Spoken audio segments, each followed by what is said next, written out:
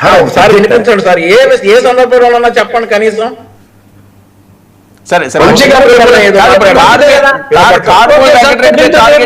ఏంటి చిన్నపరెడ్డి గారు కారుమూరి వెంకటరెడ్డిని టార్గెట్ చేసేది బోరుగడ్డ సార్? ఎవరో ఏదో ఒకటి రికార్డ్ చేసుకొని ఇది ఒక కారుమూరి వెంకటరెడ్డి ఎలా అన్నాడు, లేకపోతే ఇంకొక ఆయన ఎలా అన్నారు అన్న ఒక అంశం పట్టుకొని ఏదో ఒకటి మాట్లాడుతూ ఉంటారు. ఓ సందర్భం ఏదో కావాలి కదా, దానికి సంబంధించి బోరుగడ్డ అనిల్ అనేది అతను ఇప్పుడు నేను మీకు దాదాపుగా 3 సంవత్సరాల నుంచి డిబేట్స్కి వస్తున్నాను సార్. ఎన్నోసార్లు బోరుగడ్డ అనిల్ అంశం వచ్చింది. ఎప్పుడైనా వైఎస్ఆర్ కాంగ్రెస్ పార్టీకి సంబంధం లేదని అప్పటి నుంచి చెప్తాను, ఇప్పుడు చెప్తాను, ఎప్పుడు చెప్తాం. కానీ వైఎస్ఆర్ కాంగ్రెస్ పార్టీ ఇన్ని మాట్లాడుతున్నాం కదా, నేను ఒక పిలిపించాను సార్. ఏ పార్టీకి సంబంధించినటువంటి నేతలైనా సరే, ఎవరైనా చిన్నోళ్ళు కానీ పెద్దోళ్ళు కానీ మహిళల్ని గౌరవించుదాం. ఈ సమాజంలో మహిళల పాత్ర ఖచ్చితమైనటువంటి వారికి గౌరవం ఇవ్వాల్సినటువంటి పరిస్థితిలో ఉన్నటువంటి ఆ స్థానాన్ని అలా నిలబెడతామని చెప్పేసి నేను చెప్పా. ఎప్పటికైనా సీమరాజా అనే వాడిని మాట్లాడనీయకుండా చేస్తామని మాట్లాడాలి. మిగతా అన్ని చదివాడు. సీమరాజా అనేవాడు కూడా నిజంగానే తప్పు మాట్లాడుతున్నాడు. అలాంటి వారిని ఎవరు కూడా మూపించే బాధ్యత మేము తీసుకుంటాం, ప్రభుత్వంలో ఉన్నాం, మా పార్టీ తరఫున ఉన్నాడు కాబట్టి అని అంటాడే వాళ్ళని ఆశించా. ఏం లేదు. సరే సరే ఓకే అంటే చిన్నపరెడ్డి అన్నాయ మిమ్మల్ని అందరినీ సాటిస్ఫై చేయడానికి నేను ఇక్కడ లేను. మిమ్మల్ని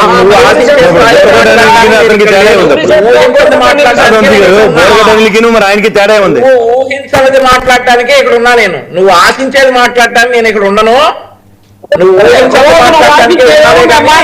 బాగా చెప్పావు కదా ఇలా సార్, ఇలా చెప్పావు కదా, ఎక్కుతున్నావు కదా, ఇంకా ఆశించే మేము చెబుతాం. మాట్లాడండి. కృష్ణారెడ్డి అని వైఎస్ఆర్సీ పార్టీ కార్యకర్త ఒక అతను ఉన్నాడు సార్. ఓకే అన్న ఏదో మాట్లాడుతున్నాడు, క్రాస్ టాక్ అవుతుందని అయిపోయింది. అన్నయ్య మాట్లాడటం ప్రిజైడెడ్ సార్, నేను అన్నయ్య మాట. సో మన్విత్ కృష్ణారెడ్డి అనేటటువంటి ఒక కార్యకర్త తెలుగుదేశం పార్టీ జెండా అన్నయ్య వచ్చాడు. మళ్ళీ ఒక్క నిమిషం ఉండండి చిన్నపరెడ్డి గారు, టైం వేస్ట్. మీరు సిగ్నల్ చూసుకోండి. పార్టీలో ఎస్సీలని అలాగే మా పార్టీ నాయకుల్ని విపరీతంగా దూషిస్తా ఉంటే అదే క్రమంలో మరి ఈ ఎవరైతే ఇతను ఉన్నాడో సీమరాజా అనే అతను ఉన్నాడో అతను కౌంటర్ ఇవ్వడం స్టార్ట్ చేశాడు. కానీ మొదట్లో ఎప్పుడైతే ఇతను ఆడవారి పట్ల కొద్దిగా అసభ్యకరమైనటువంటి భాష వాడాడో మరి అతనికే అనిపించిందో ఏమో గానీ మారాడు. ఈ మధ్య ఎప్పుడు కూడా గత తెలుగుదేశం కూటమి ప్రభుత్వం అధికారంలోకి వచ్చిన తరువాత ఆడవారిపై అసభ్యంగా బూతులు తిట్టం గానీ ఏఈ కూడా లేవు. అంబటి రాంబాబు కూడా ఈ సీమరాజా ఛాలెంజ్ చేశాడు. కూటమి ప్రభుత్వం ఏర్పడిన తర్వాత నేను మహిళల పట్ల బూతులు తిట్టినట్లుగా అయిన వీడియోలు ఉంటే నేను ఇక అట్లీస్ట్ ఫోన్ లో కూడా కనపడను, యూట్యూబ్ ఛానల్ కూడా మూసేసుకుని వెళ్తానని చెప్పాడు. సో కూటమి ప్రభుత్వం మాట్లాడుతున్నారు. గౌరవం చెప్పండి.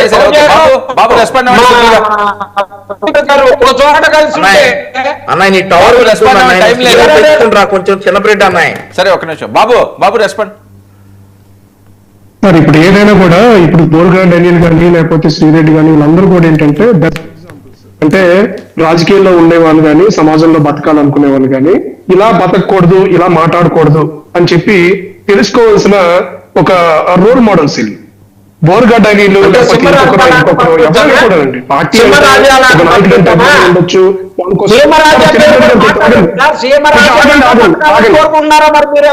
చిన్నపరెడ్డి గారు మీరు మారారని మాకు అర్థమైంది, మీలో రియలైజేషన్ వచ్చిందని మాకు అర్థమైంది, మీ వైసీపీ పార్టీ మారిందని అర్థమైంది. ఇక మీద అలాగే ఉంటారని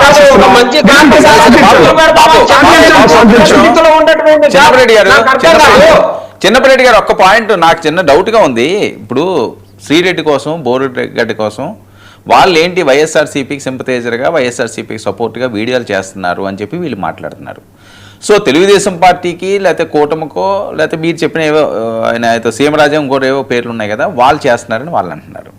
ఇప్పుడు మీరేంటి వీళ్ళకి అసలు సంబంధమే లేదు వీళ్ళతో మాకు అంటున్నారు. ఆ పాయింట్ ఎందుకు రేస్ చేస్తున్నారు నాకు అర్థం కాదు.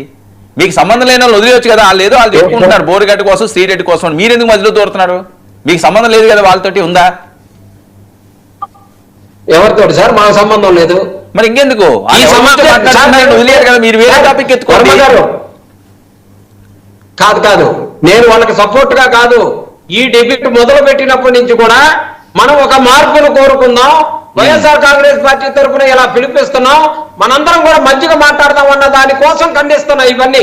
నేను వీళ్ళని ఖండించింది కాదు.